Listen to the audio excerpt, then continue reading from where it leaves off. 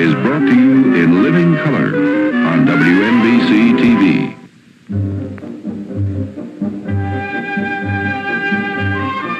The Community Affairs Department of WNBC Television presents For Women Only, a daily series of forums with Aline Saarinen of NBC News. Mrs. Saarinen has invited an audience to join her in questioning this week's panel. The topic for discussion today is the black woman. And now, here is Aline Saarinen. Thank you. Thank you. Good morning and welcome back to our discussion of the black woman. If you were with us yesterday, you will know it's a highly charged and emotional subject, and we won't waste any time. After this message, we'll meet the panel and get to some questions. Now, with pleasure, the panel. Closest to me, Mrs. Elizabeth Duncan Kuntz, who is director of the Women's Bureau of the United States Department of Labor and was president of the National Education Association. Next to her, Miss Nikki Giovanni, a poet, a very good poet, an author, professor of English at Livingston College, which is part of Rutgers University, and she is author of 3 books of poetry, and she's currently writing a book on the black experience. Next to her, Mrs. Fannie Lou Hamer, a civil rights activist and one of the founders of the Mississippi Freedom Democratic Party. She also is now running the Freedom Farm Cooperative in Mississippi and is active in the National Welfare Rights Organization. And next to Mrs. Hamer, Miss Andrea Omaye, who is a student at Harlem Preparatory School, and she's active in the Two Front, a group of black high school and college students who run a liberation school and a breakfast program. And she's also founder of the New Black Students Theater in the East New York section of Brooklyn, about which I hope we'll hear something before the week is out. And next to her, Mrs. Myrtle Whitmore, a housing manager with the New York City Housing Authority, a member of the board of directors of the YMCA of Greater New York, president of the Crown Heights Taxpayers and Civic Association of Brooklyn, and a loyal member of the audience of For Women Only. So, I don't know how it feels to be on that side of the room. When we parted, the question still on the floor had been, and I suppose it could be on the floor for years, but we'll hear a little bit more about it before we move on. The question was, what can be done to halt racism, to change society's attitudes? And there were a few more footnotes, at least, on this before we move on. Mrs. Whitmore? Well, I just have a slight footnote. What can be done? You talk about the men, the white men in power. And the women here must remember that before they became men, they are boys. Now, you have children under your care now, and it's up to you to teach them and to show by your actions that you believe in equality, if you really do. If you're serious about doing anything, who can do it better than a mother? That's what I'll ask the women to do now, white and black, because our black women have a job to do also, because sometimes you can overdo this thing of race pride, because it takes a little more than pride. Once you instill the pride, you have to impress upon the child that you have to have a little more. You have to compete. So black mothers and white mothers really have the future in their hands right now. Miss Giovanni, we can't move on without letting your smile be oral. I just shook my head. Well, I think that pride is a good thing to start out with. Mm-hmm. What can you say to a statement like that? You have got little black kids read better when the books have little black kids in them, right? That's the fact. So to jump to you need more than, we need black pride. Let's start with we need black pride, and then we'll deal with that. And then when everybody has black pride, we'll move to more than. You know, don't you think that I found such a difference in the last 5 or 10 years? I think that we've put the emphasis on it. I think it's very difficult, especially after James Brown came out with I'm black and I'm proud. I think it's very difficult to find youngsters now who don't have some semblance of black pride. I think that we should continue that, but you cannot continue that to with leaving out education, because you can have all the pride in the world, but when you go down to get a job, they're going to ask you what can you do and how well can you do it. So what I'm saying, let me put it this way. Just a minute. Let her finish and then Ms. O'Maya. Just as I said, in the political question, when we make a statement, we're not saying to the exclusion of everything else, When I made the political statement, I didn't mean that you should forget about fighting and being on picket lines. You just don't forget about the politics. And in Black Pride, what I'm saying is this. Have Black Pride, continue with Black Pride, but have the youngsters to understand that it takes more than Black Pride. Instill the pride and instill the need for education, for competition, and tolerance of others. All right, now everyone, wait a moment. Miss O'Maya, then Miss Giovanni, and then Mrs. Hamer. Go ahead.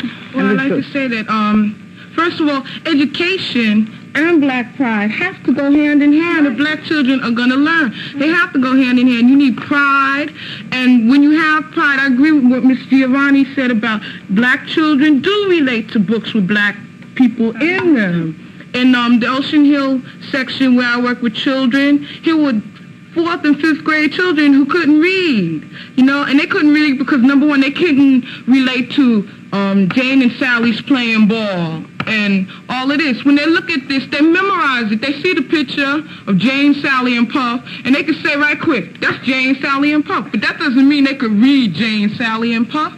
But, if you give them Black books with Black people, and you relate it to their everyday life and their everyday needs, and Black Pride, which is most definitely important, you have to start teaching from Black Pride. This will open them up. You say they have it. Sure, they have it, but you have to extend it. They're enthusiastic over the idea of Black Pride. Let's take this enthusiasm and channel it into educational facilities and educational things so that they are prepared. I agree. All right, thank you. Miss Giovanni now. Well, first of all, when... And louder, please. I'm sorry I interrupted you too also. When you say education, though, you're not talking of... Black people are not dumb. We are not uneducated or stupid. We are simply not white. And that's when you say in education, I know it sounds like a broken record, but it's true. When you say education, you have to learn this, this, and this. I know, that whole thing, what do you call a Black PhD? Nigger, right? That's exactly what he is, a nigger PhD. And he cannot vote in Ruleville, Mississippi. You understand? He is educated, am I right or wrong? He cannot vote in Ruleville, Mississippi. He's not dumb. He's Black. And to keep going into what we have to do, we have got to have a revolution in this country. That's all we have to do. All right, Mrs. Hamer. Well, I keep hearing this come up over and over and over, equal rights. I'm 53 years old, and so help me God, I don't want equal rights. I want human rights. Because it's been too much time, it's been passed, and saying, what would I look like today if I was equal to any politician, not only in Mississippi, but 90% throughout this country? I'm not in the fight for equal rights because this country has been loused up, and I don't want this kind of rights. I'm fighting for humane rights because the rights that I'm fighting for would not have people lynched in the state of Mississippi, whether they are blacks or white. The rights that I'm fighting for wouldn't have destroyed the Indians and pushed them out of this country. The rights that I'm fighting for would serve the needs of not only Black children, but white children, all kinds of children in the state of Mississippi. So I'm fighting for more than we have ever had. And this is what I want the country to wake up and see. I'm not fighting for equal rights because it's lousy. All right, Mrs. Coons. Well, I think Ms. Hamer has probably put her finger on it, but I think we'll make a mistake if we think that the same thing needs to be done in every place. There have been opportunities in sections of this country, and it was Southern blacks that showed the way. I think there's something to be said for what can happen in places where people can vote, where people can participate, where they can have an effect on what's happening. I belonged to an organization as a teacher that before it got popular to talk about Black children in textbooks was holding conferences with book publishers on the treatment of minorities in textbooks. I wasn't out there on that picket line. I was in that cloakroom. And I was telling the publisher what we'd do about buying his books. So they changed the face, but they didn't change the text. And we went right back and said, that's not the language. It's still white. And so we got change. Now, that was not all that was happening. The Fannie Lou Hamers were doing their part from their side. The Nickis were doing their part from their side. The Andreas were hitting it right there in school, using their brain with the book. And there's not a one thing that has to be done. It's got to be everybody doing whatever is needed from wherever you stand with whatever you've got. And maybe it's going to be that people like this audience are going to stop sitting quietly when people tell things that are not true. I can remember that there were magazines published that said black people were innately inferior, their brains were smaller, and it's a biological fact, and there's no need in trying to give them the same kind of education. I didn't hear a whole lot of people refuting that. But it took some psychologists, and it took those who had the courage to print what came to be the truth as we know it. But I'm sorry to say there are a lot of people that still don't know facts. There are a lot of people who are enlightened when they are in places where the facts are placed. Now, there's some with their minds closed. They don't want to hear the facts. But ignorance is a part of our problem. And there's some people going to be brought dragging, kicking, screaming, squealing. There are others who are in a position to take the lead and to do a better job of educating their own than they've ever done. I'm sorry, we're going to have to leave for message, and then Miss Omaya is going to say something, and then we're going to a question over here. We'll be right back. Miss Omaya, you want to add something? Yeah, so far as the educational system, I think it leaves a lot to be desired so far as black children and older black students in the high schools, because it's not I don't feel like it's gearing black students for what they need to know. And it doesn't relate to everyday life outside. It's like living in two worlds. You go to school to learn about the white man's world and how we could further it instead of learning about, not only about ourselves, but things that we need to know for each other and things that we need to know when we go home. And right now I'm attending Harlem Preparatory High School. And it's a college prep school, and it's gotten all its students into college. And it's a shame that this school is not run by the Board of Education, and we survive on donations from different people. And it's going to close in September if we don't get any money before the end of this month. It is run by blacks, then, with the curriculum that you have all decided it would be a useful one. And it gears you toward what you need to know when you go home and when you're older, and it teaches you mainly survival. And for the black child, that's sort of hard. That's a big order. That's a tall order for the black child. If you look at Harlem Prep, I think that the statistics are 97% of Harlem Prep students go on to college on scholarship. I think it's very important. A lot of their students have gone to Harvard, to Yale, to Princeton. I mean, that might be, but I think that's very important, because you're dealing with a very... In other words, by teaching what they want, they have still been able to achieve this. They are able to put those kids, and they're able to function. I think that's very important. Thank you. Maybe we will have... Can I just say one more thing? Sure. I think that Harlem Prep should be used for the Board of Education to pattern itself after Harlem Preps. There should be more Harlem Preps and more opportunities for black students. Maybe we should have a television program and do something about it, and I will suggest that. Let's have a question from the young lady here in the burgundy color. Yes. We know that a lot of black women in this country have done very exciting things. They have been the forerunners, especially in the area of arts. In particular, stalking from the back, Bessie Smith, Billie Holiday, and Dinah Washington. At this point, we have Aretha Franklin. But all of these women seem to have had a great deal of pressure on them, and the first three died very suspicious deaths. And my question is this country trying to destroy consciously its black female artists? The last time I saw Aretha publicly, she was on David Frost, and I had a feeling he was picking at her and not dealing with this soul of her. I just wanted to know if you felt that there was any effort to hurt these people. Does anyone feel that? I mean, it would seem to me that it's the less known people who get picked on and have a more difficult time in life. That once you're a celebrity... I just want to say, Well, a year or two ago, I was running around the country because Sunflower County is the ruralest of the ruralest, poorest of the poorest USA. So I was running all around the country trying to raise money to purchase food stamps for my people. But 2 years ago, February, I decided to do something else.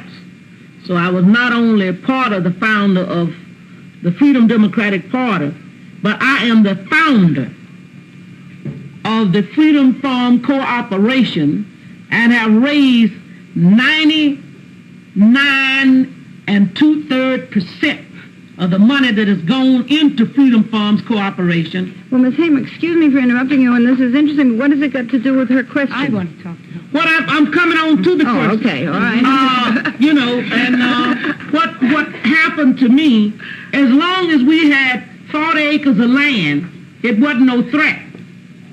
But when the 14th of January, we went to Drew and put $86,000 on 640 acres of land from donations from young kids, both blacks and white, 99% white, the March for Development, Freedom from Hunger Foundation, where we didn't have to, by the time you went through all of this stuff and by the time it got to us, we got $2.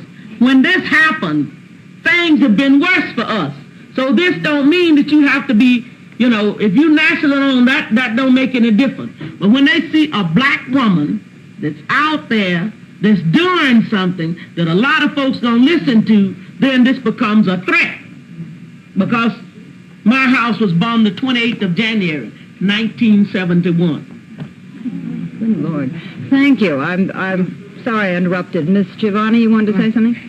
I think that Mrs. Hamer really got that together. Yeah, Aretha Franklin has been sick, has been in the hospital, was picked on by not just that particular show, but many other news media go through a thing to put her down about her weight, about her husband, about her lifestyle. Has nothing to do with it.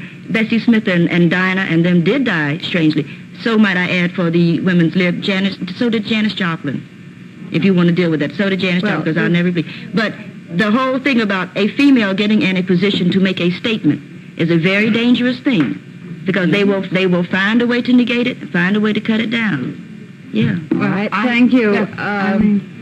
We have so many questions, Wendy. Well, go ahead. Okay, but you have to have this opinion that I think it's not getting rid of the female entertainers as such. I think they faced a lot of the problems that black people face, period, when you get in a position to make a statement. But I also believe that some black people, when a person get in a position to make a statement and they're moderate, or they are not as conservative or not as radical, sometimes it's sad to say that many people try to cut them down too. And another thing I wanted to say about that is that it's true people try to cut you down, but if we came through slavery, there must have been a reason that you can survive. And I think a lot of us are forgetting about, or we poo-poo religion. And now you're going off on another subject entirely now, and if we can talk about that later. No, I think we'll move on. Lady in gray, and then, yes, and then the lady in black. I'd like to address my question to Mrs. Kuntz. We have only 3 minutes left. We talk about education. Now, children are not born hating. They don't know anything about it. The mother or the father has to teach it to them. Why don't we aim our education at the teenager who is going to be the parent of the coming generation? The present generation is lost, as far as I'm concerned. Why don't we aim our education at the teenager who will be the next, the parents of the next generation? I think that's too late. I think we'll have to aim it at the preschool child from the day he comes into this world, because the conditions within society tell him in many different ways, especially if he's a white child, that he is superior. He knows that by the advantages of where he lives, of the condition of streets, of everything else.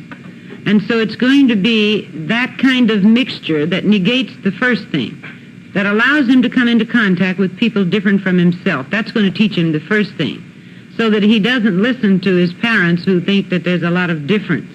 There is a lot of difference, but it's not innate difference. They are all human beings. And the teenager, I think you're right. But at this point, I think teenagers are so disillusioned with processes and with systems that as adults, we can't even communicate with our teenagers, whether we're talking about black or white, that adults have to do some listening for kids who are living in a different time, under different influences, and who are going to have a different lifestyle. So we can't even start with them until we as adults begin to realize that in our own way, we're trying to perpetuate what we grew up with under our time, and their time is going to be different. I agree with you. My hope is in young people, and I haven't written them off. They've written off a lot We of have us. probably less than 2 minutes left, Miss O'Maya, 1 minute, and Ms. Hamer, see if you can each make a brief statement. Well, I wanted to say, so far as young children go, that it's not only from their parents that they get certain ideas.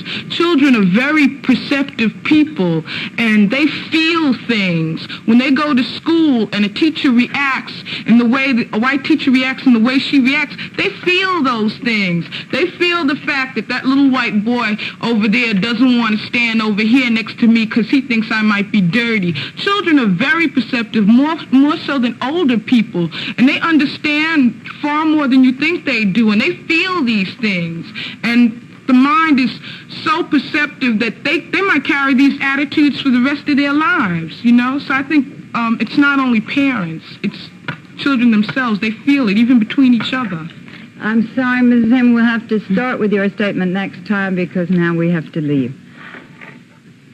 We have lots of questions waiting in the audience. We have also a whole broad topic of the relationships of black women and black men and some of the myths about that, which I'm sure the audience both at home and here want to hear about, and also the whole economic position of black women who are at the lowest of this scale. So be with us on For Women Only when we continue our discussion of the black woman. This is Aline Sarin and NBC News. Thank you, and thank you very much. Join us again on For Women Only with Aline Saarinen when our studio audience will continue questioning the panel on the subject of the black woman. This has been a presentation of WNBC TV Community Affairs. Your announcer is Jerry Damon. This program was pre-recorded. If your organization would like to attend a For Women Only taping, send your name, address, and phone number to For Women Only, WNBC TV, 30 Rockefeller Plaza, New York, 10020.